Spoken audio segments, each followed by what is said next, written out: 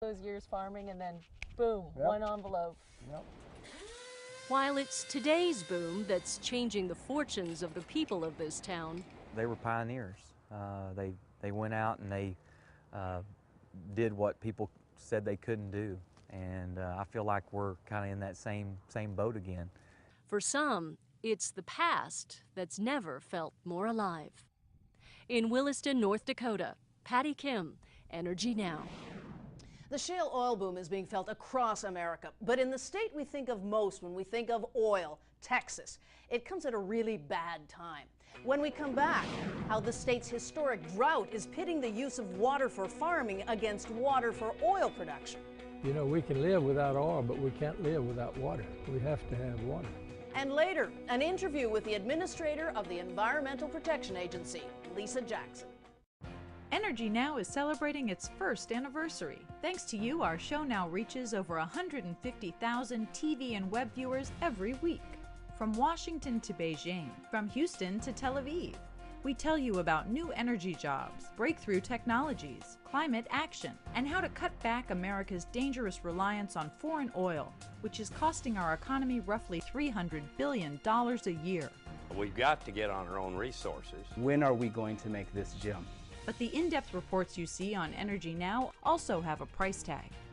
So to keep Energy Now growing, we want to form new partnerships with foundations and corporations who are equally concerned about America's energy future.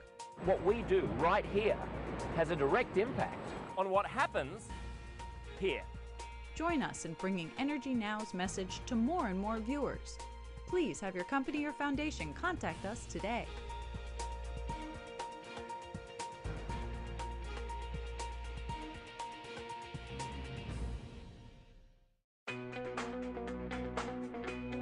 South Texas is home to the country's second largest producing shale oil field, the Eagle Ford. Oil production there is skyrocketing from just 787 barrels in 2004 to more than 8 million so far this year. Like North Dakota, the oil boom is helping the local economy. But fracking all those wells takes millions of gallons of water, and Texas is suffering through an epic drought, one of the worst in the state's history.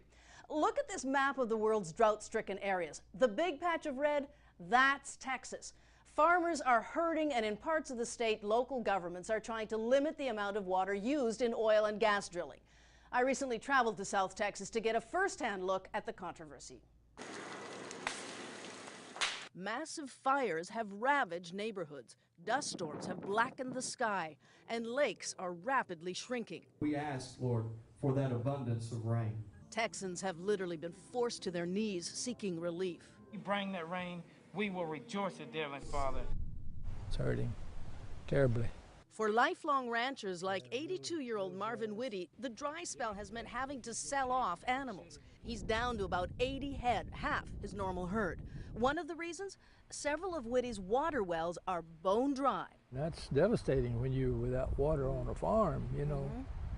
Gosh, animals need water, people need water. Whitty blames the lack of rain, but he also suspects something else might be at play, the oil boom. After all, he lives in Karnes County, Texas, in the very heart of the Eagle Ford Shale. Oil production here has skyrocketed in just a few years, thanks to hydraulic fracturing. It can take nearly 6 million gallons of water per well to pressure oil out of the shale, fresh water. And while fracking only uses 1% of the water used in the region, much of it comes from the same sources nearby residents depend on, the underground aquifers feeding their private water wells. They are hydraulically fracking right now. Here in Karnes County, veteran oil man John Broadway showed us this hydraulic drilling operation in progress, one of 151 local wells that have been fracked. These are the fresh water pipes bringing in from a central place where they have a well and a real large reservoir. Broadway has been in the oil business here since the 1950s. Never in the past on any of the oil booms was water a factor. It is a big factor this time. This is an historic drought by all accounts. Yes. Bad news if oil companies are using all this water?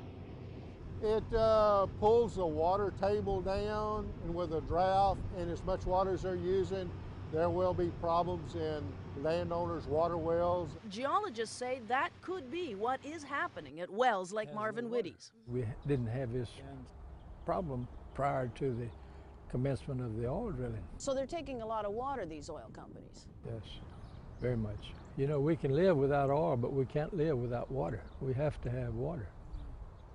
And that water itself has become a hot commodity. Some landowners are cashing in by selling it to the oil companies, which in turn are laying down new water pipelines as fast as possible. We drill a lot of wells. And water well drillers like Thomas Moy Jr. are smiling big. Moy says his 70-year-old family business has shot up more than 40% in the last 2 years, thanks to hydraulic fracture. So this isn't only an oil boom, it's a water boom. It's a water boom. Tanker trucks will come and fill themselves up with water, take it to the location wherever the job is. David Blackman of El Paso Oil and Gas says the industry needs a lot of fresh water, storing it in reservoirs for ready use. Well, it certainly is an issue for this area because we're in a drought. But Blackman says the industry is unfairly blamed for using more than its fair share of water. It's a lot of water, but when you put it in context, it's really very sustainable. In fact, according to the Texas Water Development Board, water used for fracking is small compared to major users like farms or municipalities. But Alyssa Bergen, who runs the environmental group the Texas Drought Project, says the state can't behave as if fresh water will remain abundant. What happens if there isn't rain over the next few years? Texas dries up and blows away. That is really not too absurd a thought. State climatologists predict the current drought could last until 2020.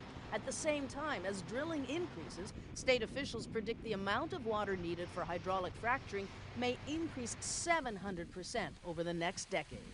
I believe hydraulic fracturing is a very big threat, particularly as it expands. But there are some potential solutions in the works. Oh, that's kind of ugly. What is that? That's oil primarily floating on top. Brent Halderson of recycling company Fountain Quail says that 20% of frack water comes back to the surface and it can be treated and reused. We just go where the need is the highest. And right now, due to the drought, the need is very high right here. So we want to be here helping the industry succeed. Fountain Quail is the first recycler to enter the Eagle Ford. So new, in fact, we were shown its $10 million system still in the testing stage. If we can make recycling part of the equation, bring more sustainability into the entire big picture, I think it's a win-win for all involved. At this one facility, about 210,000 gallons of water a day are being recycled, a small fraction of the water consumed by fracking. But for Texans like Marvin Whitty, every drop counts. Water is everything. You know, money and oil is good, but water is the best thing we have to survive. Of course, the best solution to the drought comes from the beautiful blue but cloudless skies above. One solution that's emerging in the Eagle Ford, oil and gas companies are drilling deeper wells for farmers if they share some of the water. But there may be another solution.